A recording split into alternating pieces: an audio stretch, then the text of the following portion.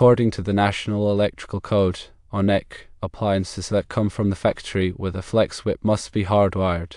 A flex whip is a flexible conduit that contains electrical wires. It's typically used to connect an appliance to a power source. If an appliance does not come with a flex whip, an electrician is required to install a cord tail. A cord tail is defined as a short length of flexible cable with a plug attached to one end. It is not permitted to attach a cord cap to a flex whip. A cord cap is simply a plug that is attached to the end of a flexible cord. The reason for this requirement is to ensure electrical safety and prevent potential hazards. Hardwiring an appliance with a flex whip provides a permanent and secure connection to the electrical system. This eliminates the risk of the cord becoming loose or disconnected, which could lead to electrical shock or fire. When an appliance is designed and manufactured with a flex whip, it indicates that the appliance is intended for permanent installation. The flex whip provides a means of connecting the appliance to the electrical system in a way that meets safety standards and code requirements. Attaching a cord cap to a flex whip would create a non-compliant and potentially unsafe installation. The cord cap is not designed to be used with a flex whip, and it may not provide a secure or reliable connection. The National Electrical Code establishes minimum safety standards for electrical installations. These standards are designed to protect people and property from electrical hazards. Compliance with the NEC is essential for ensuring the safe operation of electrical equipment and systems. When wiring appliances, it is important to follow the manufacturer's instructions and all applicable codes and regulations. If you are not familiar with electrical wiring practices, it is best to consult with a qualified electrician. An electrician can ensure that the appliance is wired correctly and safely. They can also provide guidance on selecting the appropriate wiring methods and materials for the specific application. In addition to the NEC, local electrical codes may also apply. These codes may have additional requirements or restrictions on electrical installations. It is important to be aware of and comply with all applicable codes and regulations. When working with electricity, safety should always be the top priority. Before starting any electrical work, be sure to turn off the power to the circuit at the breaker panel. Use appropriate safety equipment, such as insulated gloves and eye protection. Never work on live electrical circuits. If you are unsure about any aspect of electrical wiring, consult with a qualified electrician. They can provide guidance and assistance to ensure that the work is done safely and correctly. Understanding the difference between hardwiring and using cord tails is essential for safe electrical installations. Hardwiring involves making a permanent connection between the appliance and the electrical system. Cord tails, on the other hand, provide a flexible connection that can be easily disconnected. The choice between hardwiring and using a cord tail depends on the specific appliance and the application. Appliances that are intended for permanent installation, such as dishwashers and refrigerators, are typically hardwired. Appliances that are portable or that may need to be moved, such as lamps and small appliances, are typically connected with cord tails. When installing a cord tail, it is important to select the appropriate size and type of cord for the appliance. The cord must be rated to handle the appliance's electrical load. It is also important to use a cord that is approved for the intended use. For example, cords used in wet locations must be rated for wet locations. The plug on the cord tail must also be compatible with the receptacle that it will be plugged into.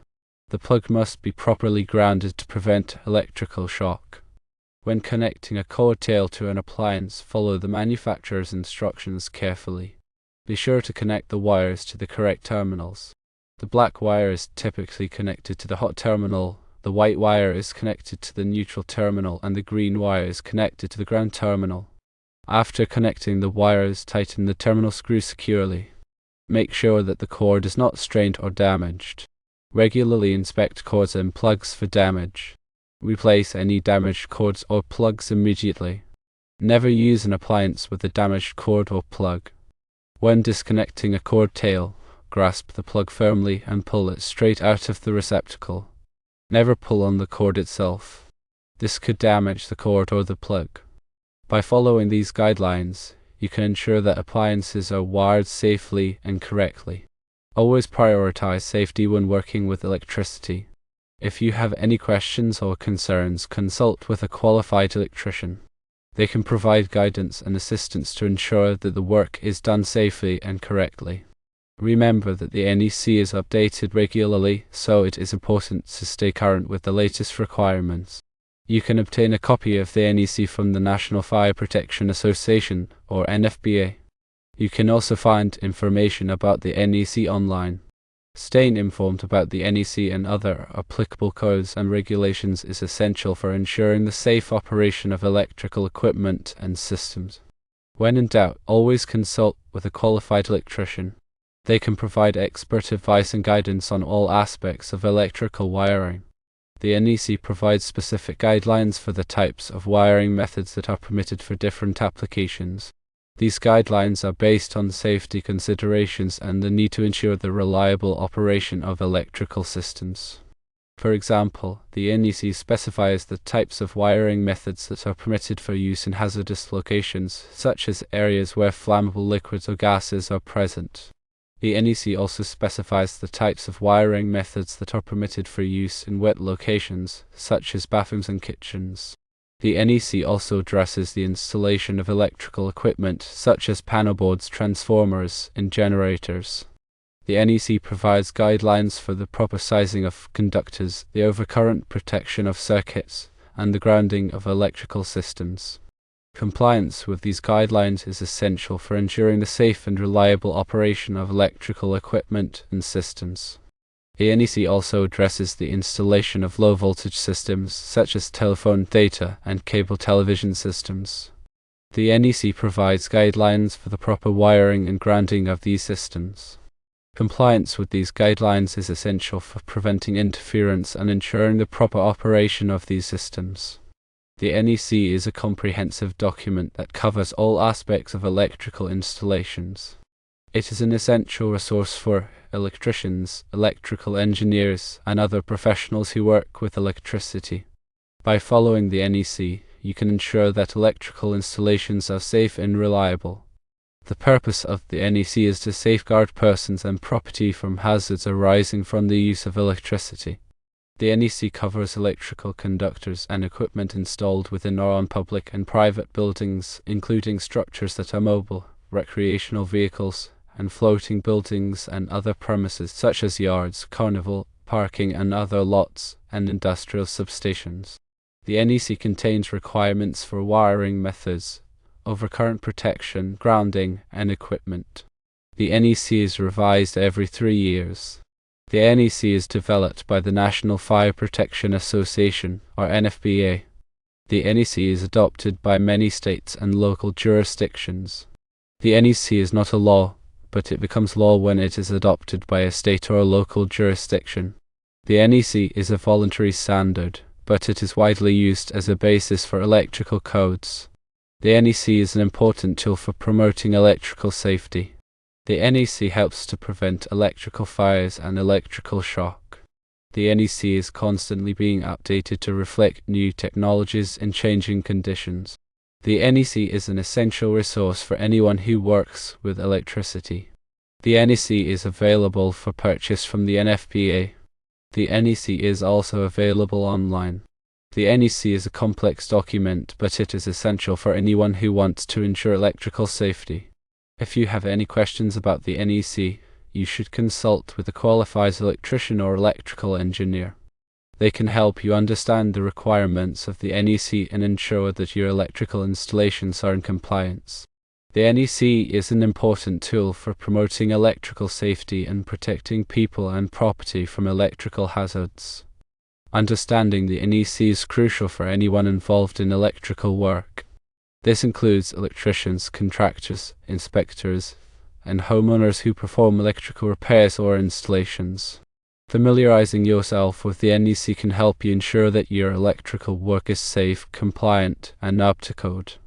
It is important to note that the NEC is not a substitute for professional training and experience. If you are not a qualified electrician, you should not attempt to perform electrical work. Electrical work can be dangerous, and it is important to have the proper training and experience to do it safely. When hiring an electrician, be sure to choose a licensed and insured professional. A licensed electrician has met the requirements of the state or local jurisdiction and is qualified to perform electrical work. Insurance protects you from liability in case of an accident or injury. Before starting any electrical work, be sure to obtain the necessary permits. Permits are required for most electrical work, and they help to ensure that the work is done safely and in compliance with the NEC. When performing electrical work, always follow the manufacturer's instructions. The manufacturer's instructions provide specific guidance on how to install and use electrical equipment safely. Use the proper tools for the job. Using the wrong tools can damage electrical equipment and increase the risk of electrical shock. Wear appropriate safety gear. Safety gear includes insulated gloves, safety glasses, and a hard hat. Be aware of your surroundings. Make sure that there are no hazards in the area, such as water or metal objects. Never work on live electrical circuits. Always turn off the power to the circuit before starting any work. If you are not sure how to turn off the power, consult with a qualified electrician. Test the circuit to make sure that it is energized. Use a voltage tester to verify that the circuit is energized before starting any work. Be careful when working with wires. Wires can be sharp and they can easily cut your skin. Use wire strippers to remove the insulation from wires. Never use your teeth to strip wires. Make sure that all connections are tight and secure. Loose connections can cause electrical fires.